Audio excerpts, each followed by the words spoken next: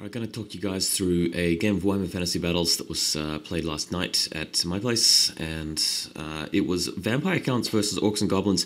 Didn't participate in this game myself, had a couple of friends over, and initially it was the High Elf army that I played against the Vampire Counts, which was a win to me, and we still had some time left, so we went for the other guy that was watching. Had a game and brought his wolf riding army along. As you can see, that's a lot of wolf riders just at the bottom of the screen there. We've got two giants in the middle, a number of chariots. All of his characters are on chariots, and everything else is just riding a wolf. So a bit of a funny little army here, and that's why I thought I'd do the battle report, just because it's a little bit more on the unusual side. The Vampire Counts, pretty solid list. Well, I don't know, I'm a bit iffy about it myself. There are a couple of things that I don't think are particularly strong about it, but it does have the advantage of having two units of Fellbats. It's got the Black Knights with the White King, sort of kings, that sort of setup.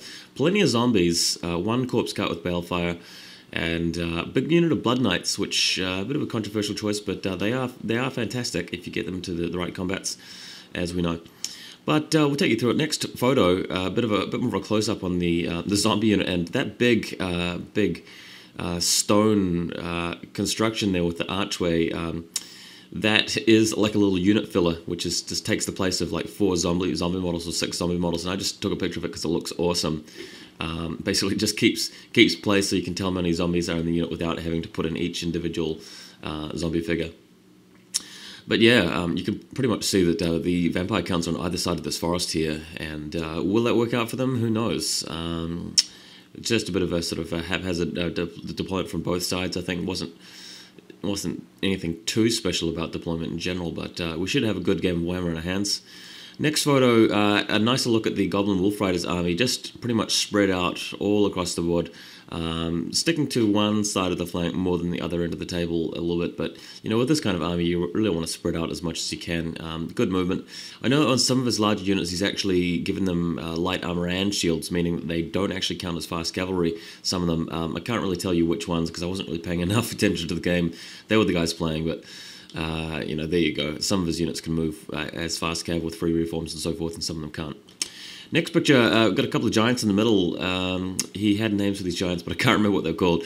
By the way, you'll notice the fantastic Grom model behind them. He's using that as his Goblin Warboss.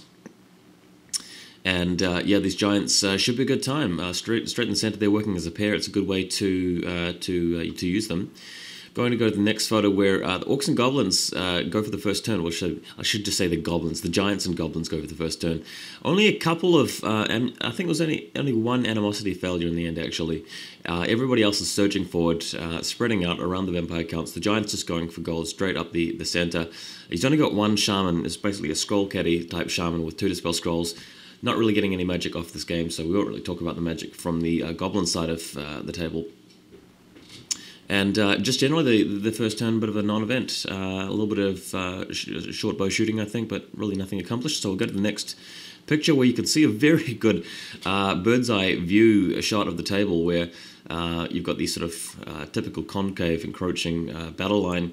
Backed up with lots of chariots behind the other goblins. I think it's probably a fairly wise thing to do, given that if the chariots do flee, they're going to go straight back to their own units. And obviously with an army like this, that's a real potential nightmare, especially against a fear-causing army, and leadership is certainly an issue for these goblins here. So we'll see how things pan out. Let's go to the next photo. It's the Vampire Counts turn 1, and that model there, that Necromancer type model, is actually being used to represent a Vampire Lord on a skeletal horse, or whatever you call those things, nightmares. Can't remember, but the Fellbats have also charged up at the Wolfriders. That's just the one chariot being attacked by the Vampire Lord, and looks like it's going to go pretty well for him. He's got Infinite Hatred. Didn't take Red Fury, but bear in mind, guys, that we're actually looking at tournament-type lists for New Zealand play where things are really sort of dialed back, toned back, and that's why things aren't completely optimized, as you may expect for a list in other countries. Let's go to the next photo. We've got more Fellbats attacking more Wolfriders, and generally going well for the Fellbats. Well, actually, to tell the truth, the Fellbats weren't doing too well because they're pretty much similar in stats to a single Wolfrider. They both have got 2 attacks if you factor in the Wolf, and it really comes down to who's got the most unit strength and stuff like that generally. But we'll see how the rest of the game pans out, as I've been saying. Over to the next photo. We've got some more action here. The Blood Knights moving up through the center, getting ready to pummel something, and the zombies are really just moving up to back up the Felbats, who aren't really going to last too long. With the single corpse cut, providing always strikes first for everybody in the center there. Always strikes first zombies, a bit funny, but whatever. At least he's doing something with it. Next photo. I'm just going to skip through this. Wow. All right. So a unit of spirit hosts have just cropped up here. That's because one of his vampires had Wind of Undeath, I believe the spell is called, and with an army spread across the battlefield like this, it was a really powerful spell.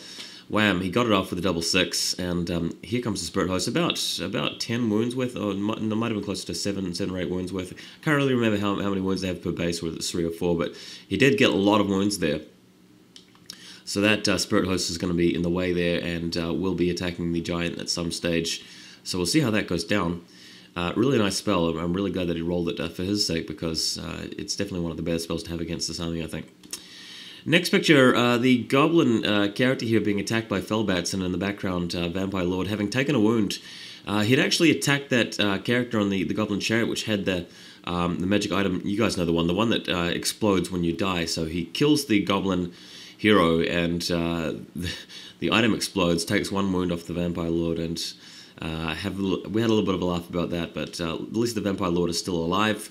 Felbats attacking the chariot here, and yeah, not really achieving too much, but at least I've got that character locked in combat, and there's going to be no impact hits from it for a little while. Next photo, the giants charging into the zombies, bash, bash, mostly swinging with clubs, I think, but there was a bit of jumping up and down going on at a later stage. I think he may have picked one up. Well, no, we decided that wasn't actually the result. Can't really remember. It's not important. Giants are wailing away on the unit. Really good to see. Next photo, we've got some Wolfriders swinging around here behind the Vampire Lord to fire at him with short bows. It would have been funny if they'd killed him, but they didn't. Didn't inflict any wounds on him at all, as expected. He's got a 2+ armor save and a 5+ ward save, but and the fight here with the Felbats is still raging on. Next photo, yeah, so you just get a better picture of the battlefield here. The chariots in the rear rank, the reserve section of the Wolfrider army, just getting in position to do a bit of charges. The Wolfriders in the foreground of the photo haven't yet charged the zombies because they keep failing fear checks and animosity rolls, so that's Wolfrider armies for you, so nothing too much accomplished there. And way in the background we've got some Black Knights on the way. Next photo looks like an enemy, well, I call it, it's almost like I'm doing the report from the